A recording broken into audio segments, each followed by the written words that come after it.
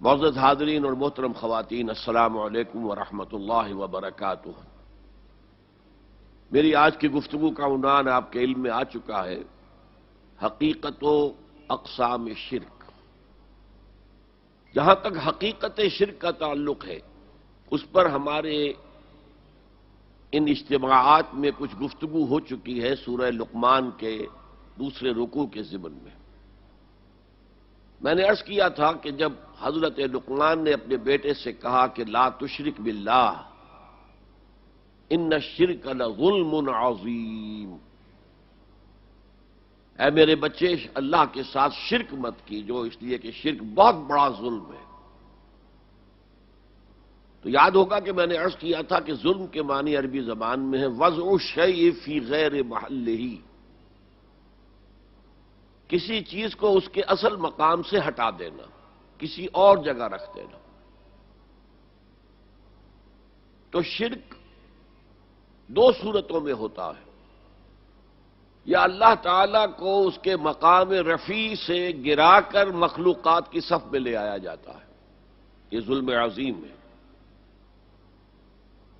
اور یا مخلوقات میں سے کسی کو اٹھا کر اللہ کے برابر بٹھا دیا جاتا ہے۔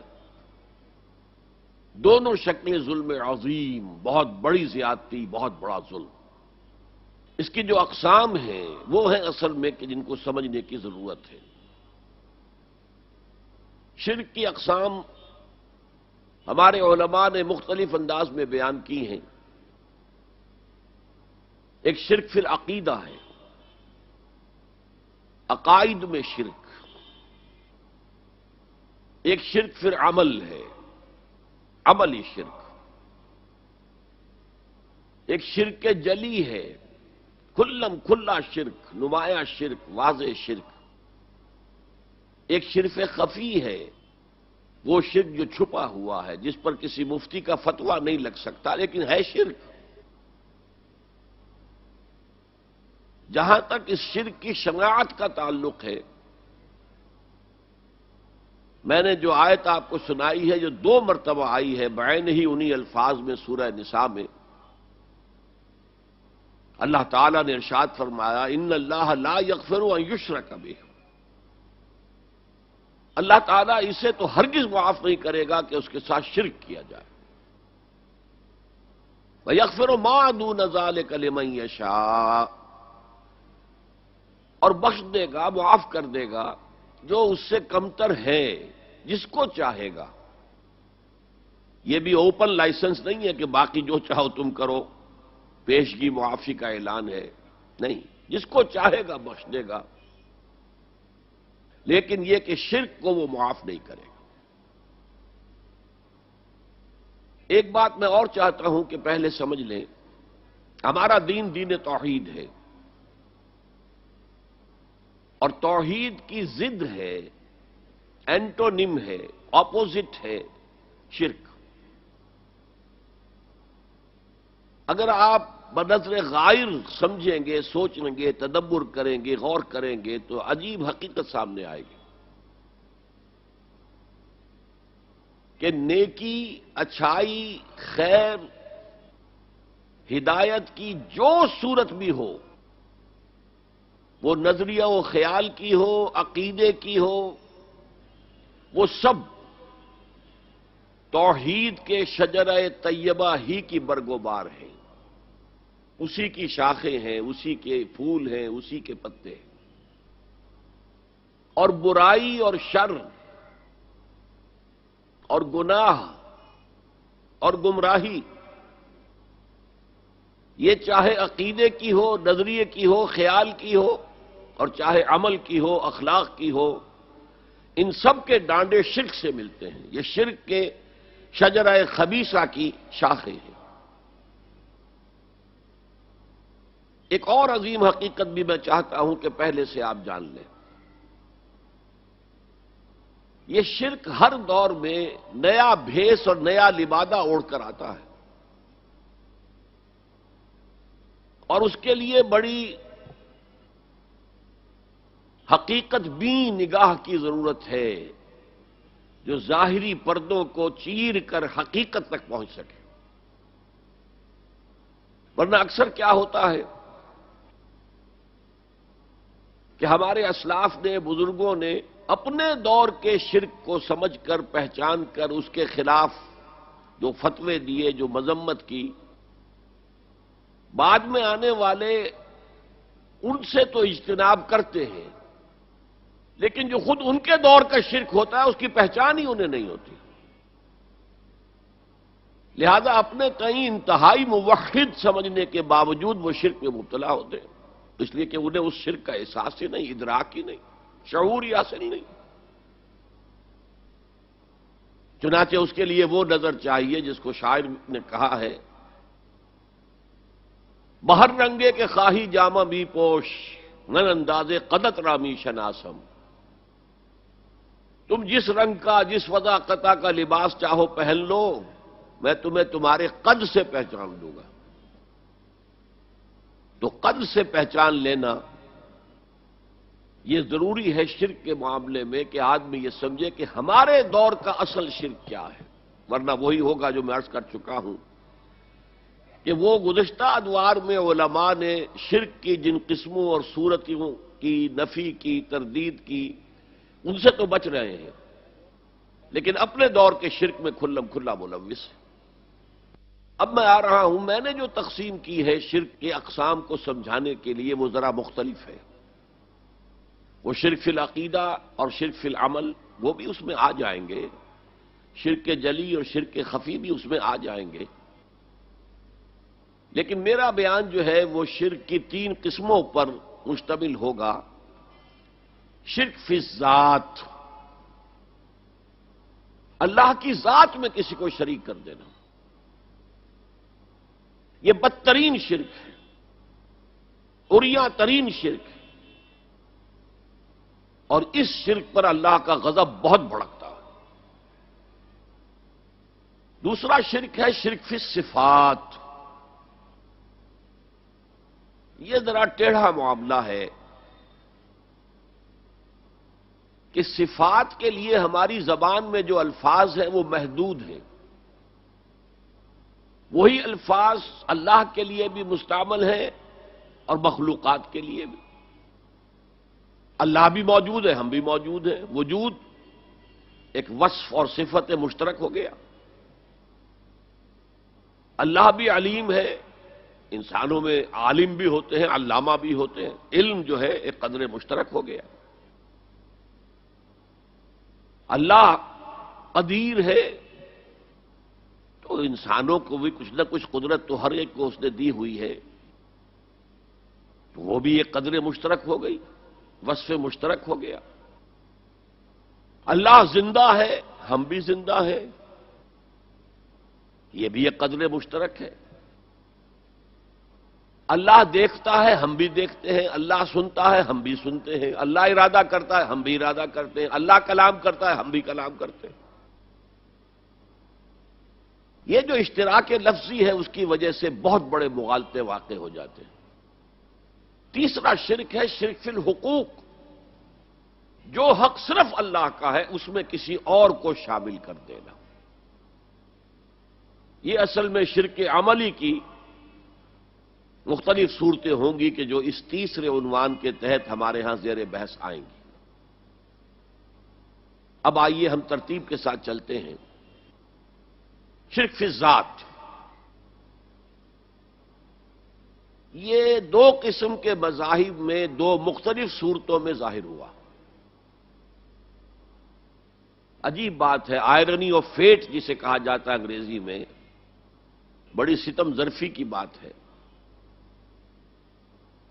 کہ اس کی بدترین شکل ان قوموں میں پیدا ہوئی جو انبیاء اور رسل کے ماننے والے تھے۔ حضرت ابراہیم کے نسل کے لوگ جو عرب میں آباد تھے، حضرت اسماعیل کی نسل کے لوگ، وہ فرشتوں کو خدا کی بیٹیاں قرار دیتے تھے، اور ان کی اکثر دیویوں کے نام مؤنث ہے، اسی لیے لات، عزا، عزا عزیز کا مؤنث ہے، منات، لات۔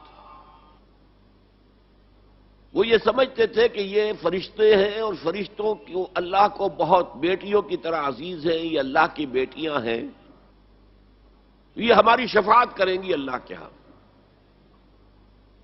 تو یہ شرک فی الذات، اللہ کی بیٹی بنا دینا، ذات میں شریک ہو گئی۔ اولاد جو ہے تو ظاہر بات ہے برہمن کی اولاد برہمن ہوگی اور راجپوت کی اولاد راجپوت ہوگی، تو وہ تو گویا کہ آپ نے اس کو اس کی ذات میں شریک کر دیا، ہم پلہ بنا دیا، کفو بنا دیا، مد مقابل بنا دیا۔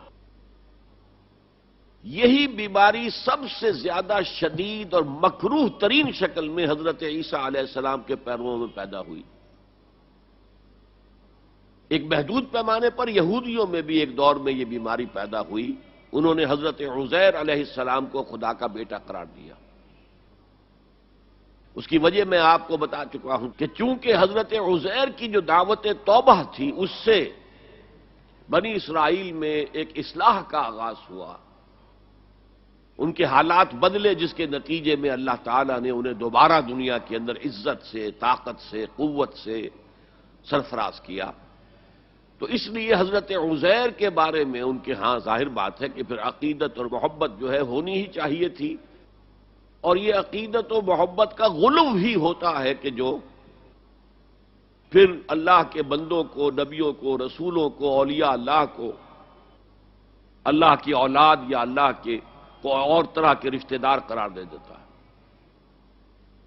لیکن جس کیفیت کے ساتھ اس مرض کا ظہور ہوا ہے عیسائیوں میں، اس کی کوئی مثال دنیا کی تاریخ میں نہیں۔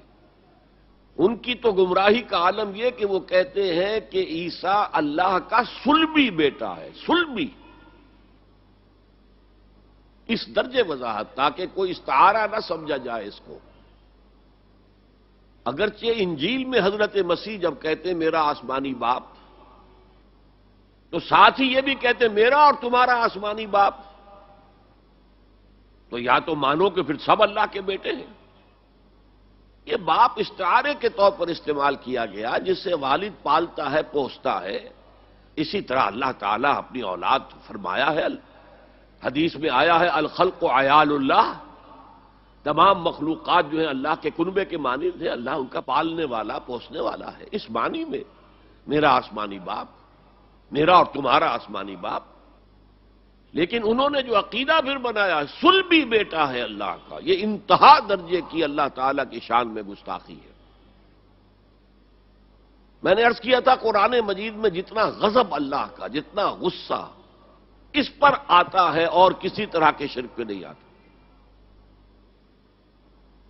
سورہ مریم میں فرمایا وَقَالُوا اتَّخَذَ الرَّحْمَنُ وَلَدًا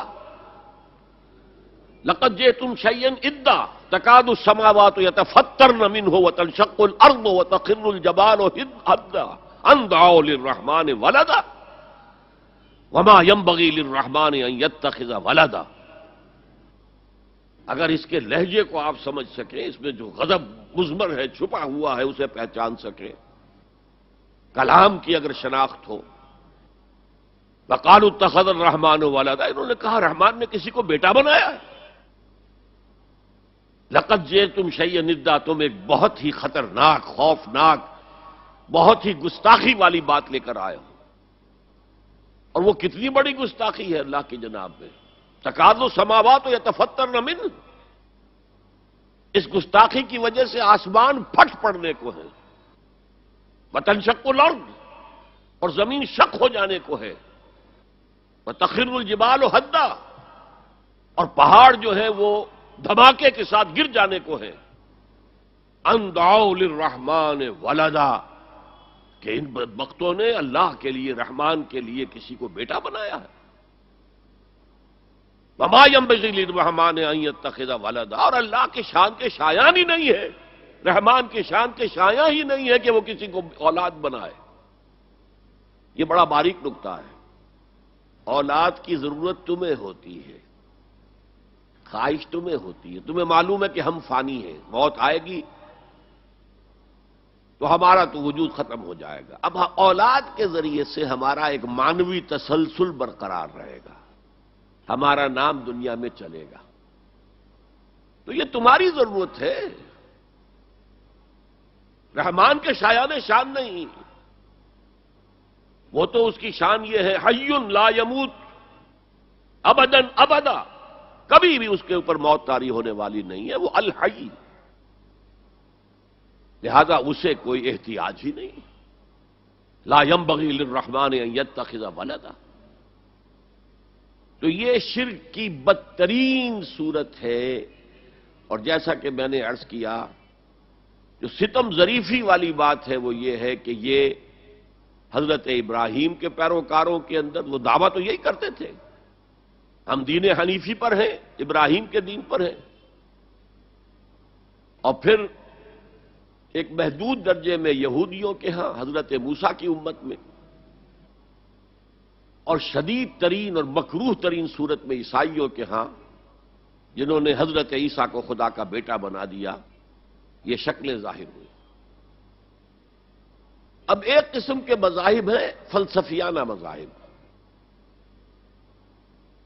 اس لیے کہ انسان نے جب سے ہوش اور شعور کی آنکھ کھولی ہے، اس نے جہاں تو ایک طرف قدم بقدم علم سیکھا ہے، علم الاشیاء، اس کی تفصیل میں نہیں جاؤں گا. ایک ایکوائرڈ نالج ہے جو انسان حاصل کرتا ہے اپنے ذریعے سے. اللہ نے کان دی ہے سنو، آنکھیں دی ہیں دیکھو، مشاہدہ کرو، سنو. پھر جو سینس ڈیٹا ہے یہ اپنے اس کمپیوٹر میں فیڈ کر دو، جو اس کھوپڑی میں ہم نے رکھا ہوا ہے سپر کمپیوٹر، وہ اس سینس ڈیٹا کو پروسیس کرے گا، اس سے نتیجے نکالے گا، میموری کے اندر محفوظ کر دے گا. پھر اور دیکھو، اور سنو، اور غور کرو، نیا ڈیٹا جو ملا ہے اسے بھی پروسیس کرو، اس سے نتیجے نکالو، سابقہ نتیجوں کے ساتھ اس کو کمپیئر کرو، ٹیلی کرو. ان دو کے نتیجے سے کوئی اور تیسرا نتیجہ وجود میں آئے گا، اس سے بھی اسٹور کر لو. اس طرح رفتہ رفتہ یہ جو مادی علوم ہیں، فزیکل سائنسز ہیں، ٹیکنالوجیاں، وہ اس طور سے بڑھی ہیں قدم بقدم قدم بقدم قدم بقدم قدم بقدم. پچھلے 200 سال اس ضمن میں ایک بہت بڑا ایکسپلوژن ہے، بہت بڑا دھماکہ ہے، بہت بڑا بگ بینگ ہے کہ جو ان فزیکل سائنسز اور ٹیکنالوجی کے میدان میں ہوا ہے. لیکن ایک دوسرا علم جو ہے، انسانی عقل جو ہے، وہ وسیع تر اور عظیم تر حقائق سے بھی گریپل کرنے کی کوشش کرتی رہی. یہ کائنات کیا ہے، میں کون ہوں، کہاں سے ہم آئے ہیں، کہاں ہم جا رہے ہیں، ہمارا انجام کیا ہے. یہ تو معلوم ہے کہ ہم پیدا ہوئے تھے، میں 73 برس پہلے پیدا ہوا تھا، اس سے پہلے بھی معلوم ہے 9 ماہ اپنی والدہ کے پیٹ میں رہا تھا، لیکن اس سے پہلے بھی کوئی میرا وجود تھا. اور it was a bolt from the blue. پھر میں جو جا رہا ہوں یہ تو معلوم ہے. And our hearts, though stout and brave, still like muffled drums are beating funeral marches to the grave. قدم بقدم میں اپنی قبر سے قریب تر ہوتا جا رہا ہوں.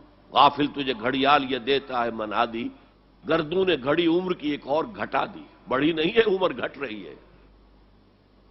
لیکن کیا موت اس کے بعد بھی، بیونڈ ڈیتھ بھی کوئی میری ایگزسٹنس ہوگی یا نہیں ہوگی؟ Is that going to be the end? علم کیا ہے، نالج کیا ہے، ہاؤ ٹو ایکوائر اٹ.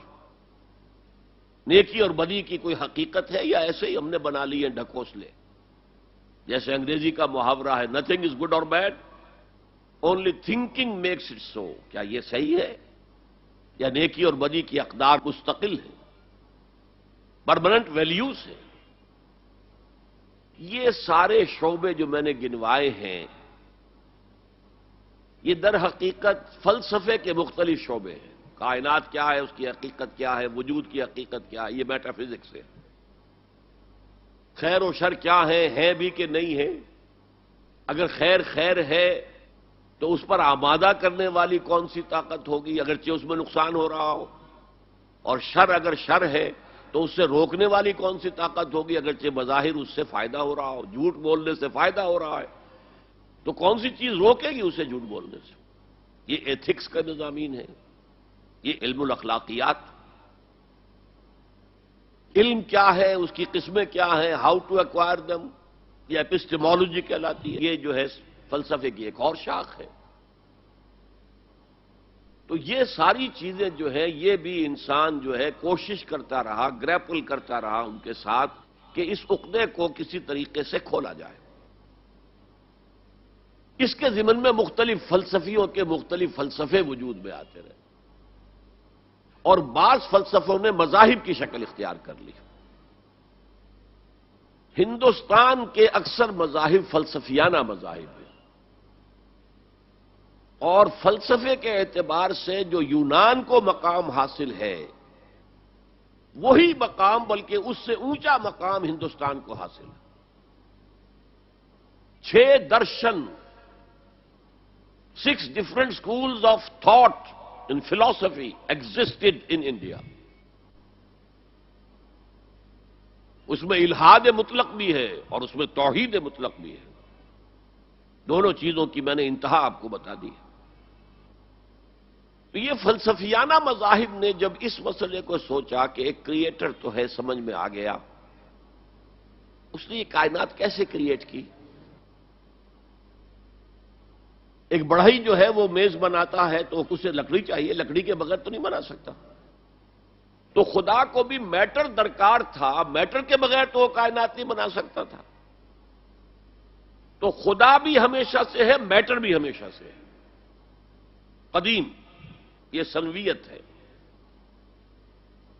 ایک اور فلسفہ ان کے ہاں پیدا ہوا، خدا بھی ہمیشہ سے ہے، مادہ بھی ہمیشہ سے ہے، روح بھی ہمیشہ سے ہے، آتما بھی ہمیشہ سے ہے۔ یہ تثلیث ہو گئی، تعدد قدما۔ اچھا، ایک اور بات، ایک شکل یہ سامنے آئی کہ خدا خود ہی کائنات کی صورت میں ڈھل گیا۔ یہ جو کچھ ہے سب خدا ہے۔ یہ بدترین شرک ہو گیا، بدترین شرک، اس کا نام ہے ہمعوس، سب وہی کچھ تو ہے۔ جیسے برف پگھلی پانی بن گیا، اب برف کہاں ہے؟ بھائی یہی برف تو پانی ہے نا، پانی ہی تو برف ہے۔ اس پانی کو آپ نے ابالا، وہ بھاپ بن کے اڑ گیا۔ کہاں ہے بھائی وہ برف اور کہاں ہے وہ پانی؟ بھائی وہی بھاپ ہی تو برف بھی تھا، وہی بھاپ ہی تو پانی بھی تھا۔ یہ ہے جس کا نام ہے ہمعوست، پوری کائنات، ہر شے۔ اور اسی کو انگریزی میں کہتے ہیں پینتھیزم۔ مونوتھیزم ایک خدا کو ماننے والے، پولیتھیزم بہت سے خداؤں کو ماننے والے، پینتھیزم ہر شے کو خدا سمجھنے والے۔ پین، آپ لفظ بولتے ہیں پین اسلامک، تمام مسلمانوں کے درمیان کا یہ مسئلہ ہے۔ پین اسلامزم، جمال الدین افغانی جس کے دائی بن کر کھڑے ہوئے تھے 19ویں صدی عیسوی میں۔ تو پینتھیزم، مونوتھیزم، پولیتھیزم، یہ ہمعوست، پینتھیزم بدترین شرک ہے، بدترین شرک ہے، بدترین شرک۔ اس سے آگے ایک عقیدہ پیدا ہوا، خدا انسانی شکل میں آ جاتا ہے۔ یہ جو نیک لوگ ہوتے ہیں، اچھے لوگ ہوتے ہیں، اخلاق اور کردار ان کے بلند ہیں، یہ اس دھرتی کے مکین نہیں ہیں۔ یہ تو بڑا گھٹیا، ہمارا جو ہے وجود کا یہ لیول بڑا نیچے ہے۔ جیسے اقبال نے کہا جواب شکوہ میں کہ شوخ و گستاخ یہ پستی کے مکین کیسے ہیں؟ یہ پستی کے مکین، زمین کے اوپر رینگنے والے یہ انسان، یہ اتنے شوخ اور گستاخ ہو گئے کہ اللہ سے شکوہ کر رہے ہیں۔ تو جواب شکوہ کا جو آغاز ہوا ہے، شوخ و گستاخ یہ فرشتوں نے کہا، تو یہ تو پستی کے مکین، ان میں اگر کوئی اونچے اخلاق کا ہے، بلند اس کا کردار ہے، تو وہ اس جگہ کے نہیں ہیں، وہ گاڈ انکارنیٹ ہیں۔ خدا نے شکل اختیار کر لی ہے انسانوں کی۔ یہ بھی بدترین شرک ہے، یہ ہوا انڈیویجول لیول پر۔ چنانچہ آپ کو معلوم ہونا چاہیے عیسائیت میں بھی پہلے عقیدہ تھا کہ حضرت مسیح گاڈ انکارنیٹ ہے، خدا کا ظہور ہے، خدا کی شکل ہے۔ بعد میں پھر تثلیث کا عقیدہ وجود میں آیا، اور پہلی تثلیث مختلف تھی موجودہ تثلیث سے۔ پہلی تثلیث تھی باپ God as father, God as mother حضرت مریم کو شامل کرتے تھے، اور پھر گاڈ ایز سن حضرت مسیح، تین. اور اس کے بعد حضرت مریم کو وہاں سے بے دخل کر کے دی ہولی گھوسٹ، جبریل امین، ان کو شامل کیا گیا. تو یہ فلسفیانہ مذاہب کے شرک ہیں کہ جو دنیا میں پیدا ہوئے ہیں، اور یہ شکلیں ہیں کہ جو شرک فی ذات کی ہیں، جو بدترین شرک ہے، جو اللہ کے غضب کو بھڑکانے والا شرک ہے، اور یوں سمجھیے کہ اریاں ترین شرک ہے. یہ شرک فی العقیدہ کی بدترین صورت ہے. اسی کی نفی کی ہے اللہ نے بہت جامعیت کے ساتھ 4 آیتوں کی ایک صورت میں، جس کو حضور نے کہا کہ سلو سے قرآن کے مساوی ہے، تہائی قرآن کے برابر ہے. سورہ اخلاص، قل هو اللہ احد اللہ الصمد لم یلد ولم یولد ولم یکن لہ کفوا احد. کہہ دو، اعلان کر دو اے محمد صلی اللہ علیہ وسلم، اللہ اکیلا ہے. احد، اللہ ایک نہیں، ایک تو واحد سے کا ترجمہ ہوگا، اللہ واحد. احد، اکیلا، تنہا، کوئی اس کا ساجی نہیں ہے. اللہ الصمد، صمد اس کو کہتے ہیں کہ جس کا کوئی سہارا لیا جائے، جس کے سہارے سے کوئی چیز قائم ہو. اللہ قائم بالذات ہے، اپنی ذات سے قائم ہے. پوری کائنات اس نے تھامی ہوئی ہے، وہ چلا رہا ہے. آسمانوں اور زمینوں کو اس نے تھاما ہوا، انزالتا، کہیں اپنی جگہ سے ہٹ نہ جائے. آپ کو معلوم ہے کہ یہ عظیم سیارے اور یہ عظیم جو گیلیکسیز ہیں، ان کی اصل حقیقت کس قدر باریک معاملہ ہے ان کا، کس قدر باریک. لو سانس بھی آہستہ کہ نازک ہے بہت کام، آفاق کی اس کارگہ شیشہ گری کا. ان کے درمیان جو فاصلے ہیں، ان کی باہمی کشش ہے. اس کو ایک کشش ادھر سے کھینچ رہی ہے، ایک کشش ادھر سے کھینچ رہی ہے، تو یہ اپنی جگہ پر قائم ہے. اگر ادھر کی کشش ذرا سی بڑھ جائے وہ کھینچ لے گی، اور وہ ٹکرا جائیں گے اور کائنات درہم برہم ہو جائے گا. یہ تو توازن ہے. اسی کو کہا ہے سورہ رحمان میں وَوَضَعَ الْمِيزَانَ. لوگوں نے سمجھا میزان سے مراد یہ زمین کی جو میزان جس میں ہم تولتے نہیں. وَالسَّمَاءَ رَفَعَهَا وَوَضَعَ الْمِيزَانَ، یہ سما سے متعلق ہے. کاسمک بیلنس ہے جس کی وجہ پر یہ کائنات قائم ہے. Cosmic balance. بہرحال اللہ ہی ہے جو قائم بالذات ہے، اور باقی سب اس کے سہارے قائم ہیں. لم یلد ولم یولد، نہ اس نے کسی کو جنا، نہ وہ جنا گیا، نہ کوئی اس کے ماں باپ ہے، اور نہ کوئی اس کی جورو ہے، نہ اس کی کوئی اولاد ہے. ولم یکن لہ کفوا احد، اور کوئی اس کا ہمسر ہم پلہ نہیں ہے. اس لیے کہ اولاد تو ہم پلہ ہوئی نا. میں نے آپ کو بتا دیا ہے، برہمن کا بیٹا تو برہمن ہی ہوگا، راجپوت کا بیٹا راجپوت ہوگا، سید زیادہ سیدی ہوگا نا. تو یہ اصل میں شرک فی الذات کی نفی پر یہ سورہ مبارک کا اتنی جامع ہے کہ اسے حضور صلی اللہ علیہ وسلم نے سلو سے قرآن، تہائی قرآن کے مساوی ہے. اس لیے کہ ہمارے ایمانیات ثلاثہ ہی ہیں نا، 3 ایمانیات ہیں. ایمان باللہ توحید کے ساتھ، ایمان بالمعاد آخرت، ایمان بالرسالت، اور توحید کے موضوع پر یہ جامع ترین صورت ہے. تو قرآن کا 1/3 ہو گئی. اب آئیے دوسری قسم کا شرک، شرک فی الصفات. یہ ایسا باریک مسئلہ ہے کہ اس میں ادھر سے ادھر پھسل جانا یہ بہت اس کا امکان ہے. ہم بھی موجود، کائنات بھی موجود، یہ شرک فی الوجود ہو گیا. 2 وجود ہو گئے. اس کی نفی کرنے کے لیے ہمارے ہاں کے بعض فلسفی جو صوفیاء بھی تھے، انہوں نے وحدت الوجود اور وحدت الشہود کا فلسفہ پیش کیا. ہر صفت کے بارے میں 3 باتوں کا جب تک کہ اضافہ نہ کیا جائے، خطرہ ہے کہ آپ توحید کی پٹری سے اتر کر اور شرک کی وادیوں میں گر جائیں گے. بلکہ کھائی میں گر جائیں گے۔ اللہ کی ذات ذاتی ہے، کسی اور نے اس کو وجود عطا نہیں کیا ہے، جبکہ باقی سب کا وجود عطائی ہے، اللہ نے عطا کیا ہے۔ لائی حیات آئے قضا لے چلی چلے، اپنی خوشی سے آئے نہ اپنی خوشی چلے۔ اللہ کی ہر صفت اس کی ذات ہی کی طرح لامحدود ہے۔ لامحدود کا ہم تصور نہیں کر سکتے، ہمارا ذہن محدود ہے تو لامحدود کیسے آ جائے گا اس میں؟ اس لیے صفات کے بارے میں ہمارے پاس ایک لفظ ہے صرف عربی زبان کا جس میں ہم پناہ لے لیتے ہیں، وہ علی کل شیء قدیر، وہ ہر شے پر قادر ہے۔ باقی کتنا قادر ہے، اس کی قدرت کتنی ہے، یہ ہماری سمجھ میں آنے والی بات نہیں ہے۔ ہمارے پاس تو وہ ترازو ہے جو سونار کی ہوتی ہے، اس میں آپ تولے ماشے تول لیجئے، ٹنوں وزن تو آپ نہیں تول سکتے۔ ہوا بکل شیء علیم، وہ ہر چیز کا جاننے والا ہے۔ کون اس کے علم کی وسعت کا اندازہ کرے گا؟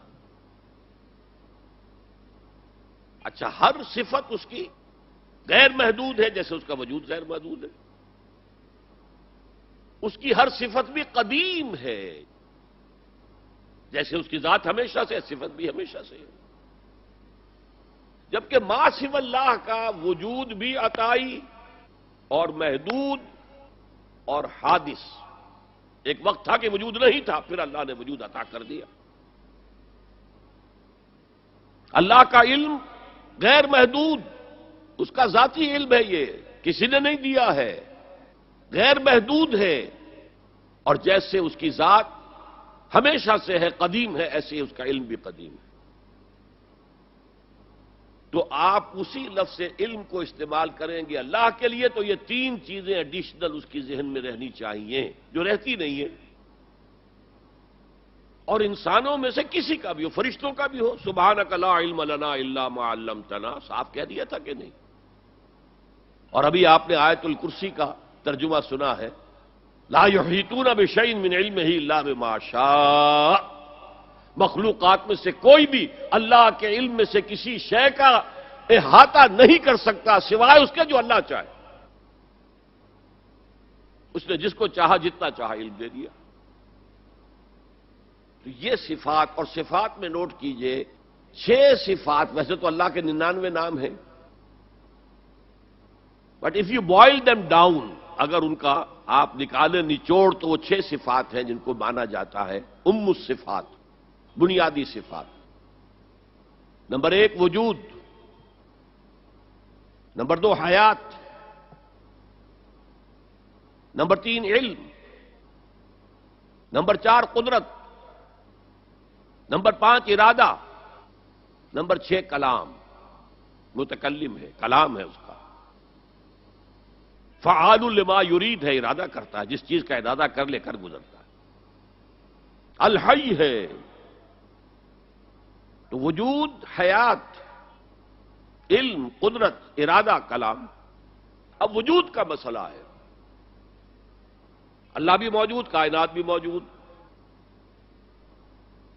یہ اشتراک ہو گیا۔ ان کے درمیان کیا رشتہ ہے؟ توحید وجودی جس کو کہا شاہ ولی اللہ دہلوی نے،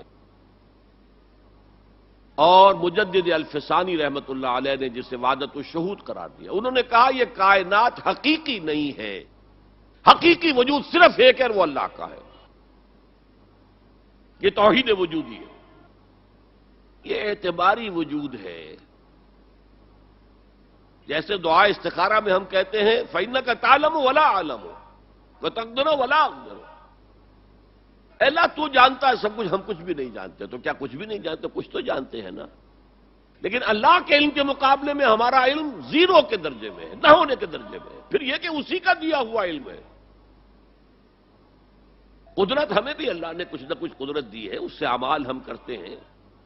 اللہ کی قدرت کے مقابلے میں ہماری قدرت 0 ہے، اللہ کے وجود کے مقابلے میں ہماری وجود 0 ہے۔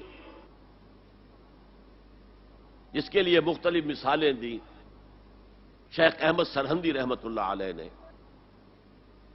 کہ آپ ایک لاٹھی لے لیں، لاٹھی کے سرے پر کپڑا باندھیں، مٹی کا تیل ڈال دیں، آگ لگا دیں، ایک شعلہ جوالا، شعلہ آپ کے ہاتھ میں آ گیا، اب لاٹھی کو تیزی سے ایک دائرے میں حرکت دیں، دیکھنے والوں کو ایک آتشی دائرہ نظر آئے گا، وہ آگ کا دائرہ نظر آئے گا کہ نہیں؟ جبکہ آپ جانتے ہیں کہ آگ کا کوئی دائرہ ہے ہی نہیں، وہ تو ایک شعلہ ہے صرف۔ تو یہ کائنات کیا ہے؟ کل ما فی الکون وہم او خیال اور عکوس فی البرایا اور ظلال۔ اس کائنات میں جو کچھ ہے یا ہمارا وہم ہے یا ہمارا خیال ہے، یا جیسے آئینے کے اندر تصویر نظر آ جاتی ہے۔ آپ کو معلوم ہے آپ آئینے کے سامنے کھڑے ہیں، آئینے کے پیچھے تو کوئی نہیں ہے، آپ نظر آ رہے ہیں پیچھے، یا ظلال ہیں، سائے ہیں، درخت کا سایہ زمین پر پڑ رہا ہے۔ بہرحال اس طریقے سے، اگرچہ میں اب تفصیل میں نہیں جانا چاہتا اتنے بڑے مجمع میں، اس لیے کہ یہ بڑے مشکل، بہت مشکل مسائل میں سے ہے۔ فلسفہ وجود یہ میٹا فزکس کے مشکل ترین مسائل میں صرف فلسفے کا مسئلہ ہے، یہ مذہب کا مسئلہ ہے ہی نہیں، دین کا مسئلہ ہے ہی نہیں۔ لیکن یہ وہی ہے کہ وجود حقیقی صرف اللہ کا ہے، ہمارا وجود اعتباری ہے، ریلیٹو ہے، اس کی کوئی حیثیت ہی نہیں۔ اسی طرح اب علم غیب کا جو جھگڑا ہمارے ہاں چلتا ہے، علم غیب ہے یا نہیں ہے، اس میں ایک جماعت نے علم غیب کی تعریف جو ہے وہ اپنی طرف سے ایسی کر لی ہے جس کی روح سے علم غیب کی نفی مطلقاً کرنی پڑے گی۔ علم غیب وہ ہے جو اللہ کے بتائے بغیر کسی کو حاصل ہو، تو پھر تو علم غیب کی مطلق نفی ہوگی، اللہ کے بتائے بغیر تو کوئی علم کسی کو حاصل ہو ہی نہیں سکتا۔ یہ اصل میں ڈیفینیشن کی بات ہے، ڈیفینیشن غلط کر دی ہے آپ نے۔ غیب کسے کہتے ہیں؟ غیب جو ہماری نگاہوں سے اوجھل ہے۔ فرشتے تو موجود ہیں میرے سامنے، کرامن کاتبین ہیں، نظر نہیں آتے، ہماری نگاہوں سے اوجھل ہیں۔ اللہ تعالیٰ بتاتا ہے تمہارے آگے پیچھے حفظہ، حفاظت والے جو ہیں فرشتے چلتے ہیں۔ اور آپ نے کبھی دیکھا ہوگا کہ گاڑی کوئی سناٹے سے ایسی گزر گئی ہے آپ کے ساتھ سے کہ آپ محسوس کریں کسی نے آپ کو دھکا دے کر بچایا، کوئی غیر مرئی طاقت ہے، انویزیبل طاقت ہے جس نے آپ کو ہٹایا ہے اور گاڑی سے بچایا ہے۔ فرشتے ہیں، ہر جگہ ہے، ہر آن ہے۔ تو اس اعتبار سے غیب ہے، فرشتہ ہم نہیں دیکھ سکتے۔ حضور نے جبرائیل کو ان کی اصل شکل میں صرف 2 مرتبہ دیکھا ہے۔ ایک مرتبہ غار حرا سے اترتے ہوئے آپ نے دیکھا، آواز آئی یا محمد۔ یہ چوتھی وحی جو ہے اس سے پہلے واقعہ پیش آیا۔ آپ نے دیکھا سامنے، آگے، پیچھے، دائیں بائیں کوئی نہیں ہے۔ کچھ تھوڑا سا خوف سا احساس ہوا، آگے بڑھے، پھر یا محمد، پھر آپ نے دیکھا دائیں بائیں آگے پیچھے کوئی نہیں ہے، پھر آواز آئی یا محمد۔ اب نگاہ اٹھا کر دیکھا تو جبرائیل پورے افق پر چھائے ہوئے، وَهُوَ بِالْأُفُقِ الْأَعْلَى فَدَنَا فَتَدَلَّى فَكَانَ قَابَ قَوْسَيْنِ أَوْ أَدْنَىٰ فَأَوْحَىٰ إِلَىٰ عَبْدِهِ مَا أَوْحَىٰ۔ ایک اس موقع پر جبرائیل کو ان کی اصل ملکی شکل میں دیکھا ہے، اور ایک شب معراج میں دیکھا ہے ملکی شکل کے اندر۔ تو باقی تو ہر دفعہ حضرت جبرائیل یا تو وہی ہے تو اس میں جبریل فرشتہ نظر نہیں آ رہا، وہ تو روح الامین، روح محمدی پر نزول کر رہا ہے، نازل کر رہا ہے قرآن۔ ان آنکھوں کا اس میں کوئی دخل ہے ہی نہیں، ان کانوں کا اس میں کوئی دخل نہیں ہے۔ شاید میں نے آپ کو ایک شعر بھی سنایا تھا جگر کا، جو میں حیران ہوا کرتا ہوں کہ کس عالم میں ہوں گے اس وقت جگر جب کہ انہوں نے یہ شعر کہہ دیا۔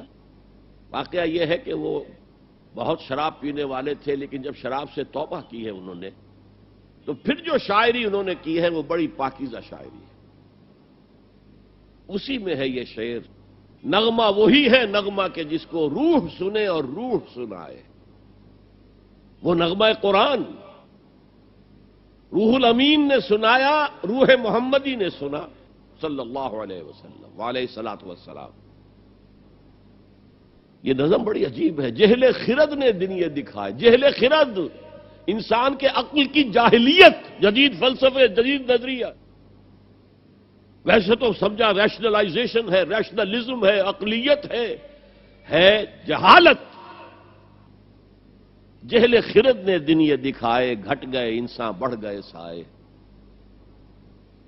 اسی میں یہ شعر ہے. نغمہ وہی ہے نغمہ کہ جس کو روح سنے اور روح سنائے. بہرحال حضور نے جبرائیل کو اصلی شکل میں بھی دیکھا ہے. وہ غیب میں ہے یا نہیں ہے؟ شب معراج میں آپ نے کیا نہیں دیکھا؟ جہنم کو دیکھ لیا، جنت کی سیر کر لی. یہ غیب ہے ہمارے لیے. تو جو چیزیں ہمارے لیے غیب، میں اس سے پہلے ایک گفتگو میں کہہ چکا ہوں کہ اللہ کے لیے تو غیب کا سوال ہی نہیں. وہ جب کہتا ہے عالم الغیب والشہادہ، وہ ہمارے اعتبار سے کہتا ہے جو چیزیں تمہارے لیے غیب ہیں اللہ ان کا بھی جاننے والا ہے، اور جو تمہارے لیے جو موجود ہیں سامنے جنہیں تم دیکھ سکتے ہو، چاہے ان کو دیکھنے کے لیے تم نے ٹیلیسکوپ ایجاد کر لی ہے تو اس سے تمہاری آنکھ کی صلاحیت بڑھ گئی. اگر مائکروسکوپ ایجاد کر لی ہے تو اس سے بھی تمہاری آنکھ کی صلاحیت بڑھ گئی ایک اعتبار سے. بہرحال ہے یہ تمہارے اپنے حواس خمسہ. تمہارا علم تو وہی تک رہے گا جو امور ان حواس خمسہ کی گرفت میں آ سکیں. ان سے جو ماورا ہیں، جس کو آپ کہتے ہیں ماوراء الطبعیات، فزیکل ورلڈ سے ماورا، جس کو میں نے اپنی گفتگو میں کہا تھا عالم امر ایک عالم خلق ہے. ہماری ساری سائنس، ہمارا سارا مطالعہ، ہماری ساری علم جو ہے وہ عالم خلق سے متعلق ہے، عالم امر سے کوئی تعلق ہی نہیں. عالم امر سے تعلق رکھنے والے فرشتے ہیں اور انسان کی روح ہے. یسألونک عن الروح قل الروح من امر ربی. اور عالم امر کے اندر یہ چیزیں، واقعات، تخلیق اس طور سے ہوتی ہے کہ اس میں صرف کن، صرف یہ کہا جاتا اور ہو جاتا. ٹائم ایلیمنٹ کوئی نہیں ہے. انما امرہ اذا اراد شیئا ان یقول له کن فیکون. ایسا ہی کوئی بڑا کن تھا جسے سائنسدان وہاں تک پہنچ گئے ہیں. دی بگ بینگ، کوئی بہت بڑا کن تھا اللہ کا جس سے کہ اس عالم خلق کا آغاز ہوا ہے. اس پری بگ بینگ ایرا کو وہ نہیں جانتے، وہ بالکل دوسرا دور تھا. بہرحال یہ میرا اس وقت کا موضوع نہیں ہے. تو یقیناً اللہ تعالیٰ اپنے اس غیب کا کچھ حصہ انبیاء کو دیتا ہے تو وہ نبی بنتے ہیں نا، ورنہ عام انسانوں اور نبی میں کیا فرق ہوا؟ ہمارا علم بالحواس ہے، علم بالعقل ہے. اگر یہی دو ہیں محمد کے پاس بھی صلی اللہ علیہ وسلم، تو پھر کیا فرق ہوا میرے اور ان کے علم میں؟ معاذ اللہ ثم معاذ اللہ ثم معاذ اللہ. سورہ جن میں فرمایا لا یظہر علی غیبہ الا من ارتضی من رسول فإنه يسلك من بين يديه ومن خلفهم رصدا. وہ اپنے غیب کے اوپر مطلع نہیں کرتا کسی کو بھی سوائے رسولوں کے، جن میں سے رسولوں کو جتنا چاہے دے. کذالک نری ابراہیم ملکوت السماوات والارض. اسی طرح ہم ابراہیم کو دکھاتے رہے، آسمانوں اور زمین کے ملکوت کی سیر کرائی. نبی یقیناً عالم غیب کے علم میں سے کچھ حصہ پاتا ہے تبھی تو نبی بنتا ہے، ورنہ نبی ہونے کا کیا سوال. باقی یہ کہ میں نے جیسا کہ پہلے بھی کسی تقریر میں عرض کیا ہے، میں ابھی طالب علم تھا 19-20 برس کی عمر. تو میں نے ایک بہت بڑے عالم دین بریلوی مکتب فکر جو ہمارے ہاں مشہور ہے، مولانا منظور احمد شاہ صاحب، منٹگمری جو اب سائیوال کہلاتا ہے، اس زمانے وہ منٹگمری کہلاتا تھا. میں ان کے پاس گیا علم غیب کے مسئلے میں کہ آپ کا موقف کیا ہے. انہوں نے اپنی کتابیں لا کر دکھائیں، اپنے اسلاف کی تصانیف دکھائیں کہ دیکھیے ہم حضور کے علم کے بارے میں 3 باتیں مانتے ہیں. حضور کا علم ذاتی نہیں ہے، عطائی ہے، اللہ کا دیا ہوا ہے. حضور کا علم غیر محدود نہیں ہے، محدود ہے. حضور کا علم قدیم نہیں ہے، حادث ہے. میں نے کہا ان 3 باتوں کے بعد میرا کوئی جھگڑا نہیں آپ سے. اس سے آگے یہ کہنا کیا معلوم تھا کیا نہیں تھا، یہ آپ اپنے حدود سے تجاوز کر رہے ہیں، یہ آپ اپنے حدود سے باہر نکل رہے ہیں. اب رب نے اپنے بندے کو کیا کیا علم دیا ہے وہ جانے، ہم نہیں ناپ سکتے.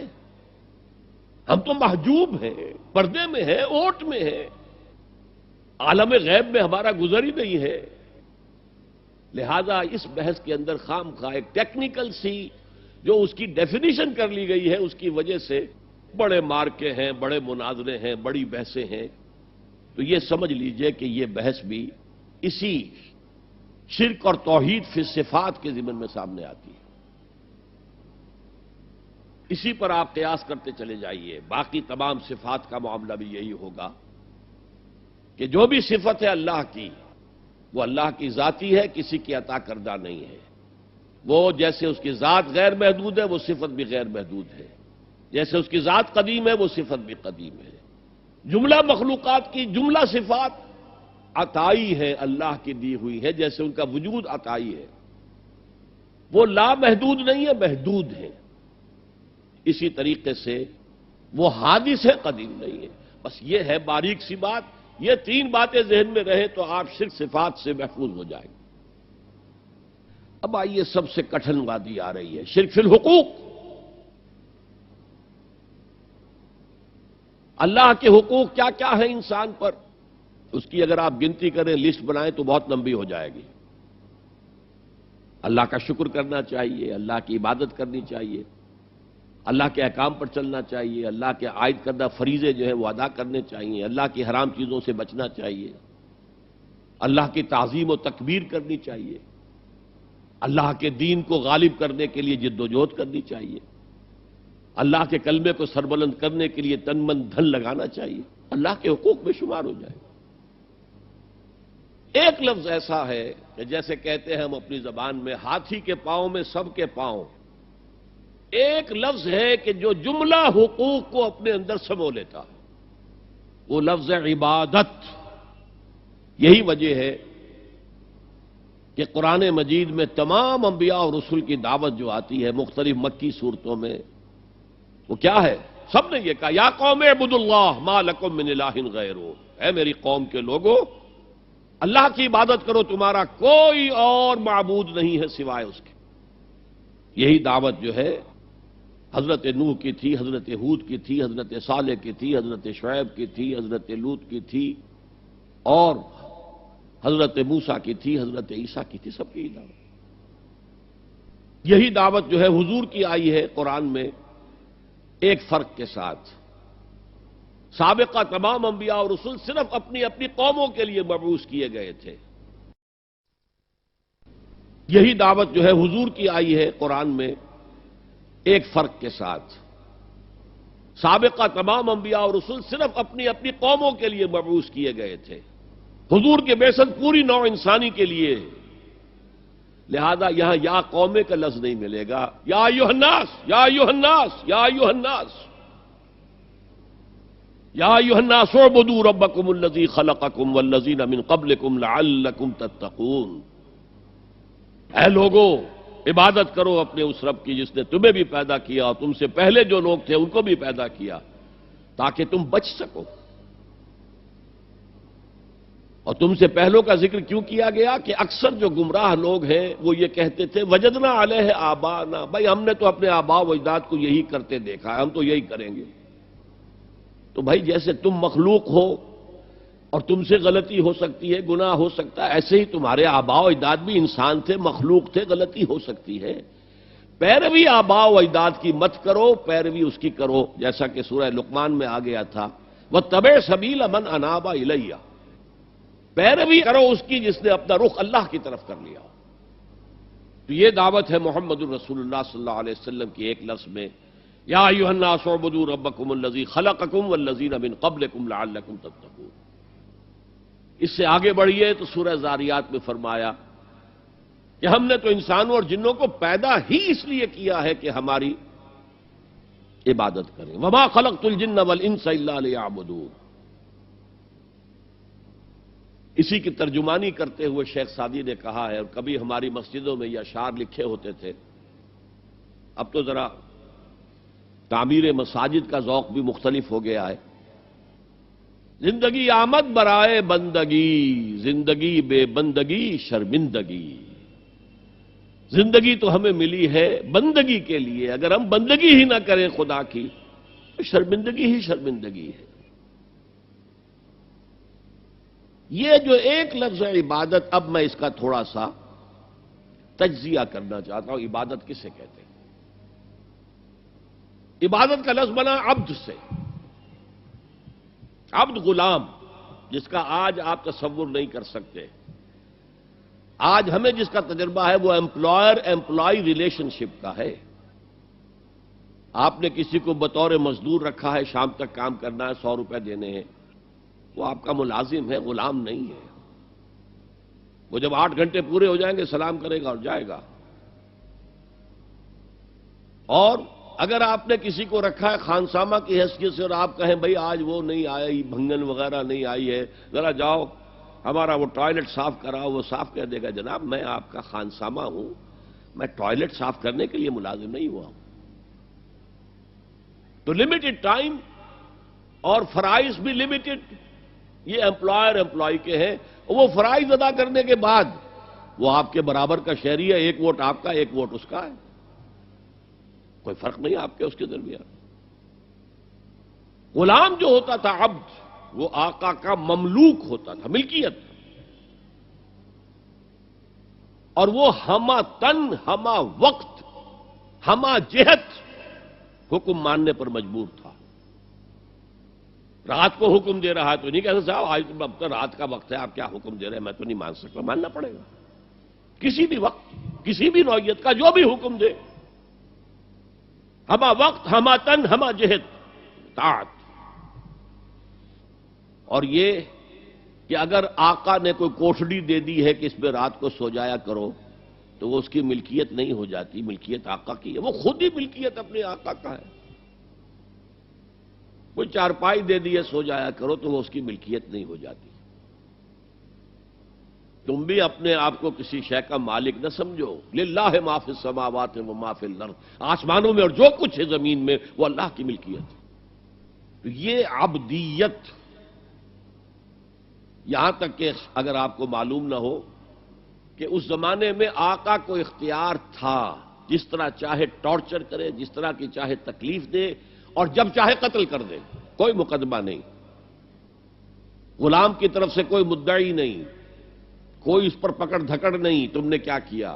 بالکل جیسے آپ کی بکری تھی، آپ نے ذبح کی اور گوشت پکا کے کھا لیا، کوئی آپ سے پوچھ سکتا ہے بھائی میری ملکیت تھی بکری، میں نے اس کو ذبح کیا، گوشت کھایا، تم کون ہوتے ہو پوچھنے والے۔ اسی طرح اگر وہ آقا جو ہے وہ غلام کو قتل کر دیتا تھا تو اس پر کوئی پوچھ گچھ نہیں تھی، کوئی باس پوچھ نہیں تھی۔ اس معنی میں اللہ کے غلام بننا، ہمہ تن ہمہ وقت ہمہ وجوہ ہمہ جہت، اللہ کی غلامی، اللہ کی اطاعت، یہ ہے عبادت کا ظاہری پہلو، یا میں کہا کرتا ہوں عبادت کا جسد، عبادت کا ظاہر، عبادت کا جسم جو نظر آتا ہے۔ ایک ہے عبادت کی جان یا عبادت کی روح جو نظر نہیں آتی۔ ہماری جان کہاں ہے کسی کو نظر آتی ہے، روح کہاں ہے کسی کو نظر آتی ہے، لیکن ہمارا وجود جان ہی سے تو ہے، جان نکل جائے گی تو پھر تو یہ جسد جو ہے یہ گل سڑ جائے گا، اگر جلدی سے تم نے اس کو پہنچا نہ دیا قبر کے اندر، یا جلدی سے کریا کرم نہ کر دیا اور اس کو جلا نہ دیا تو سڑے گا پوری طریقے سے، متعفن ہو جائے گا۔ تو اگرچہ قرآن مجید میں محض اطاعت پر بھی لفظ عبادت کا اطلاق ہوا ہے، چنانچہ جب حضرت موسیٰ اور ہارون فرعون کے دربار میں پیش ہوئے پہلی مرتبہ، فرعون نے ایک پھپتی چست کی، اپنے حواریوں اور درباریوں سے مخاطب ہو کر، یہ کون لوگ ہیں جو ہم سے اس طرح بات کر رہے ہیں، ہم سے کوئی مطالبہ کر رہے ہیں، ارسل معنا بنی اسرائیل وقومہما لنا عابدون، ان کی قوم تو ہماری غلام قوم ہے۔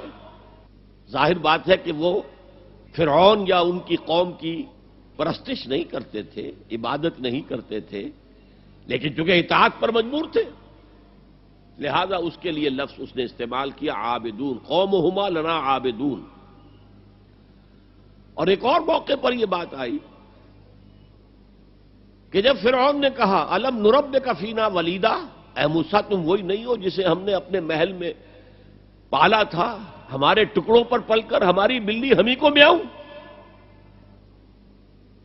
تو حضرت موسیٰ نے کہا وَتِلْكَ نِعْمَةٌ تَمُنُّهَا عَلَيَّ أَنْ عَبَّدتَّ بَنِي اسرائیل، یہ تم بڑا احسان جتا رہے ہو میرے اوپر کہ میں تمہارے محل میں پلا بڑھا ہوں، جبکہ تو نے میری پوری قوم کو غلام بنا رکھا ہے۔ اب بدتا تو عبادت کا اطلاق محض اطاعت پر بھی ہے، چاہے وہ خواہی نہ خواہی ہو، مجبوری سے ہو، کراہت کے ساتھ ہو، لیکن یہ اطلاق اس پر ہوتا ہے۔ یہی وجہ ہے کہ آج کے دور میں جو جدید مفکرین ہیں اسلام کے، انہوں نے اس اطاعت کے پہلو کو اتنا نمایاں کیا ہے، اتنا نمایاں کیا، اس لیے کہ عام لوگوں کے ذہن سے یہ تصور گزر گیا تھا، نماز، روزہ، حج، زکوٰۃ عبادات ہو گئی بس، اور کون سی عبادت چاہیے تمہیں؟ تو ان کو بتانے کے لیے نہیں، پوری زندگی میں اللہ کی اطاعت، ہمہ تن، ہمہ وقت، ہمہ جہت، ہمہ پہلو اطاعت۔ تو یہ صحیح بات ہے کہ جو ایمفیسائز کی گئی، اور آج بہت سے لوگوں کے سامنے یہ بات آ چکی ہے، بہت بڑی تعداد میں امت اس حقیقت کو جان چکی ہے کہ اسلام صرف مذہب نہیں، دین ہے، یہ مکمل نظام حیات ہے، یہ مکمل ضابطۂ حیات ہے، اور اس سب میں اطاعت مطلق اللہ کی درکار ہے۔ لیکن ایک پہلو ابھی پوری طرح اجاگر نہیں ہوا۔ اللہ کی عبادت میں اگر وہ بالاکراہ ہو رہی ہے، طبیعت کے خلاف ہو رہی ہے، تو وہ منافقانہ اطاعت ہے۔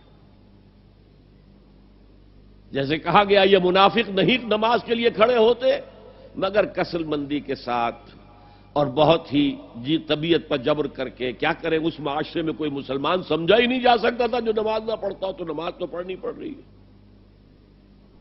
وہ منافقت ہے۔ اللہ کی اطاعت کاملہ اس کی محبت شدیدہ کے تحت، اس کے شکر کا جذبہ، اے اللہ تیرے لیے حمد ہے، کل شکر تیرے لیے، کل ثنا تیرے لیے، اس شکر اور محبت کے جذبے سے والذین آمنوا اشد حبا للہ، اہل ایمان تو وہ ہے جو شدید ترین محبت کرتے ہیں اللہ کے ساتھ۔ تو اللہ کی اطاعت مطلق، اس کی محبت شدیدہ کے ساتھ دو چیزیں جمع ہوں گی تو پھر وہ اللہ کی عبادت بنے گی۔ چنانچہ وہ جسد ہے تو یہ روح ہے، یہ جان ہے عبادت کی۔ اور فارسی کے دو الفاظ بخوبی ان کے فرق کو واضح کرتے ہیں۔ ایک ہے بندگی، جو ابھی میں نے شعر سنایا، بندگی وہ ہے اطاعت۔ ایک ہے پرستش، پرستش ہوتی ہے محبت سے۔ کوئی زر پرست ہے، کوئی شہرت پرست ہے، کوئی اقتدار پرست ہے، کوئی وطن پرست ہے، کوئی قوم پرست ہے، کوئی خود پرست ہے۔ یہ پرستش، پرستار کہہ دیتے ہیں آج کل، جو مختلف ایکٹرز اور ایکٹریسز ہیں ان کے جو پرستار ہیں، پرستار کہلاتے ہیں۔ تو اللہ کی پرستش کے ساتھ اس کی اطاعت مطلقہ جمع ہوں گے تو عبادت بنے گی۔ یہ تو ہو گیا عبادت کی تعریف کا معاملہ۔ اسی لیے امام ابن تیمیہ اور ان کے شاگرد جو سب سے بڑے شاگرد ہیں حافظ ابن قیم، انہوں نے عبادت کی تعریف جس طور سے بیان کی، امام ابن تیمیہ نے زیادہ زور دیا اطاعت پر، اور حافظ ابن قیم نے، وہ چونکہ صوفی مزاج آدمی تھے، انہوں نے مقدم رکھا محبت کو۔ العبادت و تجمع اصلین، عبادت دو چیزوں، دو بنیادی چیزوں کو جمع کرنے سے وجود میں آتی ہے، غایت الحب مع غایت الذل والخضوع، حد درجے کی محبت اللہ کی اور حد درجے میں اللہ کے سامنے بچھ جانا، گر جانا، سر تسلیم خم ہے جو مزاج یار میں آئے، جو حکم ہے حاضر ہے پروردگار، جو حکم ہے حاضر ہے۔ اچھا، بعض چیزیں اس عبادت کے ساتھ ضمیموں کے طور پر ہیں، مثلا دعا، الدعاء مخ العبادہ، اور یہ بھی فرمایا الدعاء هو العبادہ۔ دعا جو ہے وہ عبادت کی روح ہے، عبادت کا مغز ہے۔ جیسے ہڈی، اس میں سے آپ نے وہ گلی کھینچ لی اور باقی پھینک دی، ماز قرآن مغز ہا برداشت استخاں پیش سگا انداختین، تو یہ جو مغز ہے، عبادت روح ہے، جوہر ہے، مغز ہے،